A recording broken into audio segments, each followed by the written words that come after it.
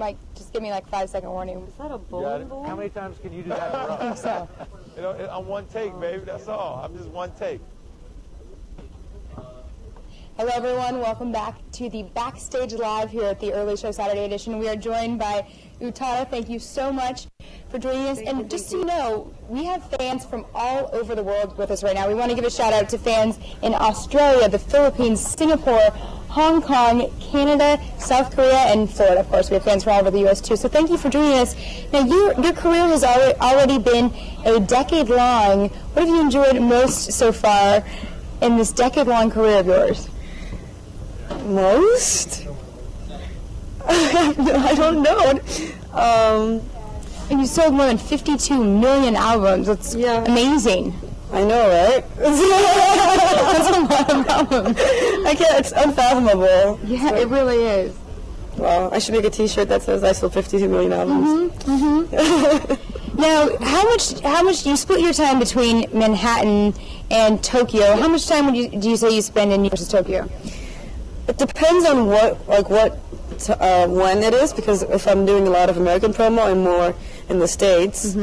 Right now it's about half and half, I'd say. And you write all of your music. You're one of the few artists that still writes all of their music. Yep. What? What? Yeah. Some credit for that. I do. Where do you find inspiration for your music?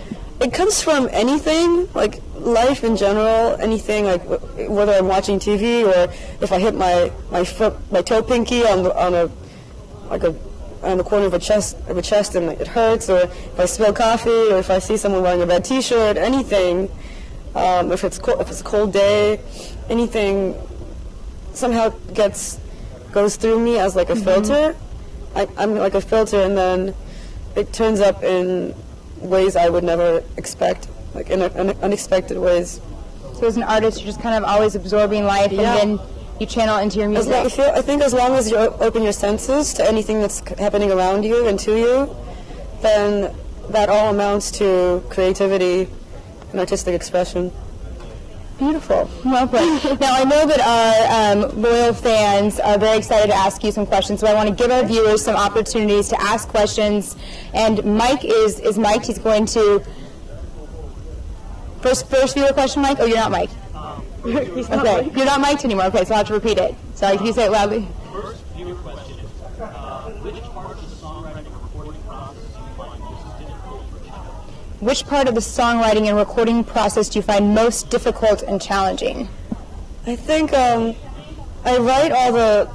do all my stuff in my house mostly, and I do the arranging, like track making too, and then the melodies and lyrics.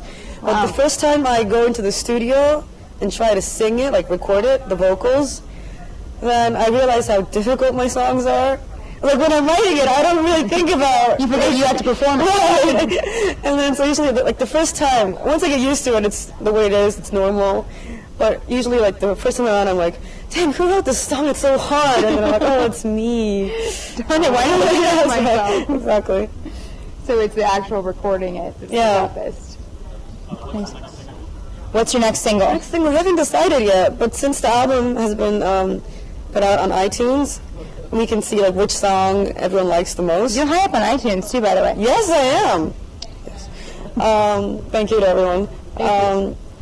And since we can get response from the fans, like which songs they like or what songs are doing well on iTunes, I think based on that data, we're gonna decide on the song.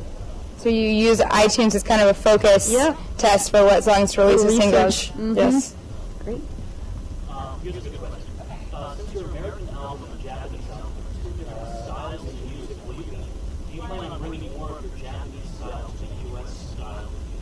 Okay, the viewer says your Japanese-American styles are a little different. Do you plan on bringing your Japanese style to America? I think so. It just depends on the song, I guess, because often the language, to me, dictates the way the song is supposed to be written.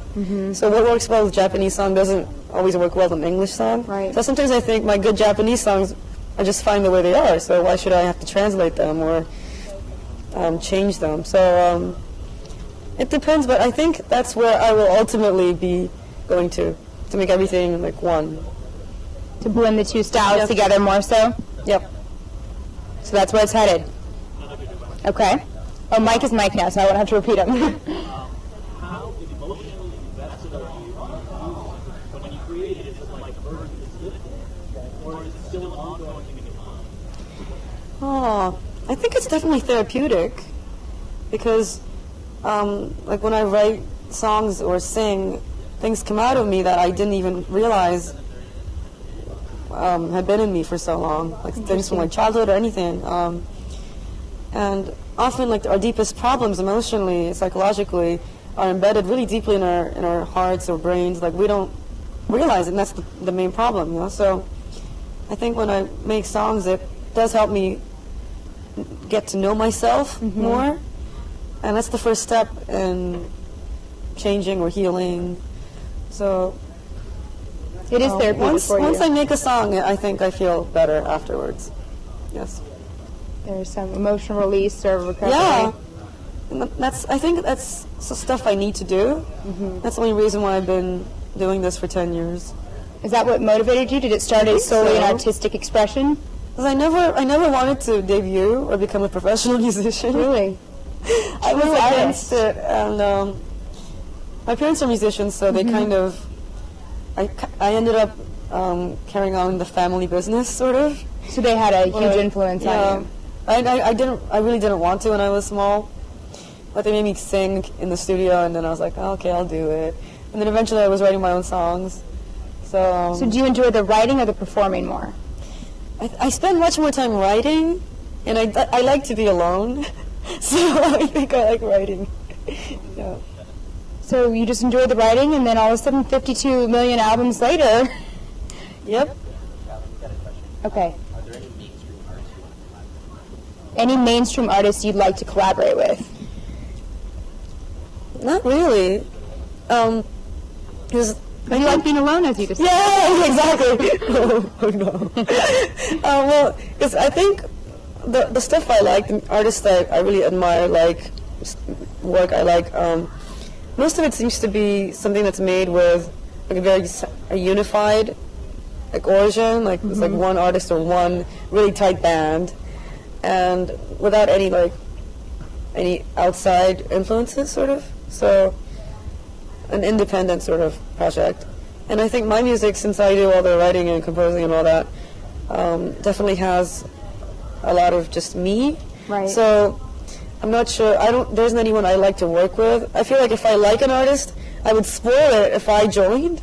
You know what I mean? Like maybe if I became friends with artists. And if you had a personal connection. Right. Then we could just like hang out collaboration. and just like make songs in someone's living room. But not like I wouldn't approach an artist that I don't know for collaboration.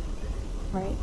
That makes sense. You'd want some type of genuine connection if you're going to work on it's only something natural. Yeah. Yeah. So another question about this is the one. Do you plan on releasing a deluxe version of the album?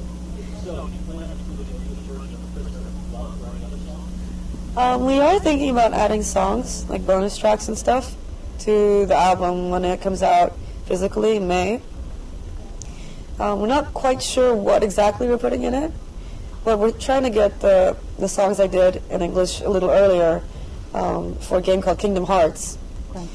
And a couple of songs about Simple and Clean and Sanctuary that I think most of my American fans know me from that stuff, so we're trying to get it in there. But it's like tied in with like Disney and Square Enix, the game company, so we have to get permission from all those places.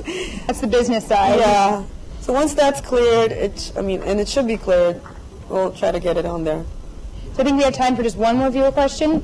Oh, and that's the Heidi Man. Well, that's it. Thank you so much. No more questions. That's it. We appreciate you coming by, Utada, and good luck. You've already hit the sky, so I don't know how much further you can go. After 52 million albums, it's quite impressive. I'll take all the luck I can get.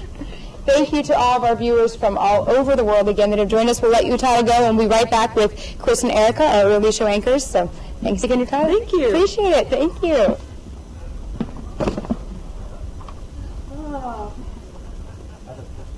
Oh yeah. A lot of memories there. Are you any place even remotely close to your peak? I don't want to say I got a long way to go. I don't think I got a long way to go, but it's going to take